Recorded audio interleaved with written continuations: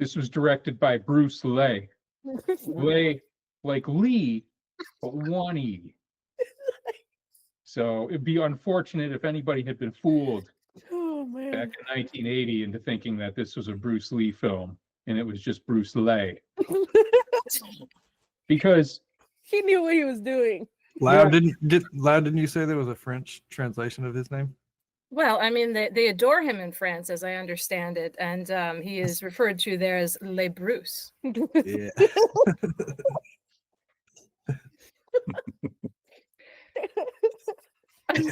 Yeah, they do. So this one probably started out with an ass-kicking scene right up front, if I remember correctly. But I do remember that up front, probably within the first 5-10 minutes for sure, there was naked tennis going on in slow motion, or topless tennis. So we had jugs out in slow motion while tennis is being played.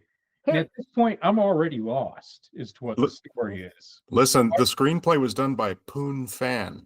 Oh. That is it. I'm not sure if that's a coincidence. Well, Bruce Lee, aside from directing it, was also starring. So I had assumed that he had written it too. No, I'm gonna need to see a government issued ID. Like, it can't be their name. Music by Chow Fuck Lung. Oh, come on. Look, bruh. It's right there in the credits. Roll it. No, this is. But then we went from the topless tennis into the beginnings of some kind of narrative about scientists developing the reverse of a dick pill. Most pharmaceutical companies would intuitively strive towards making pills that give you boners and that type make people more virile and everything. These guys were celebrating the breakthrough of like an impotence pill or a spermicidal pill that would render men sterile. And I guess they were using this for purposes of mass destruction.